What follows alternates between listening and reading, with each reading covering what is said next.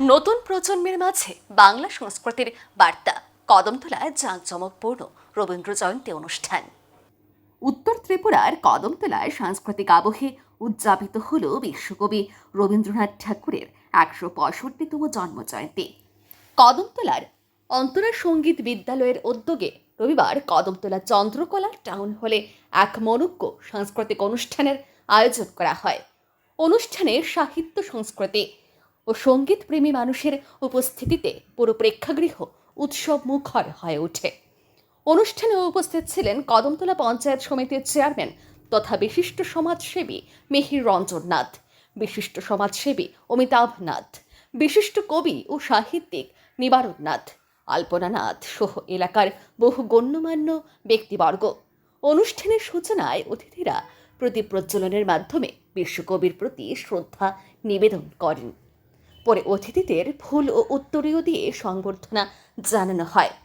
এদিন অনুষ্ঠানে বিভিন্ন কবি, সাহিত্যিক ও সাংস্কৃতিক ব্যক্তিত্বরা কবিগুরু রবীন্দ্রনাথ ঠাকুরের সাহিত্য, দর্শন ও মানবতাবাদী চিন্তাধারা নিয়ে বক্তব্য রাখেন।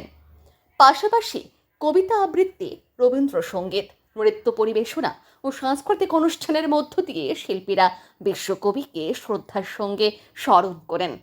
শিশু থেকে শুরু করে প্রবীণ শিল্পীদের অংশগ্রহণে অনুষ্ঠানটি প্রাণবন্ত হয়ে ওঠে। রবীন্দ্রসঙ্গীতের সুরে এবং আবৃত্তির আবেগঘন পরিবেশনায় দর্শকরাও মুগ্ধ হন।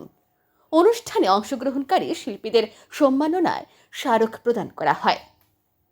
আয়োজকদের পক্ষ থেকে জানানো হয়, নতুন প্রজন্মের কাছে রবীন্দ্র চেতনা ও বাংলা সংস্কৃতির ঐতিহ্য তুলে ধরতে প্রতি বছর এই ধরনের অনুষ্ঠানের আয়োজন করা হয়।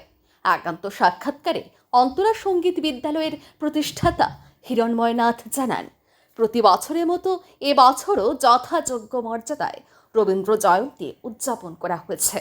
তিনি বলেন, রবীন্দ্রনাথ শুধু একজন কবি নন, তিনি বাঙালির সংস্কৃতি ও চেতনার অবিচ্ছেদ্য অংশ।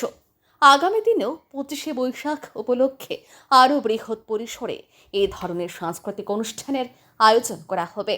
১৬৫তম জন্মজয়ন্তী উপলক্ষে আমরা অন্তরা সঙ্গীত বিদ্যালয়ের পক্ষ থেকে বিভিন্ন নাচ, গান, আবৃত্তির মাধ্যমে আমরা বিশেষ করে শিল্পী যারা আছেন তাদেরকে সম্মানার্থে, তাদের সম্মান দিতে গিয়ে আমরা তাদেরকে নিয়েই এই অনুষ্ঠানগুলো করছি।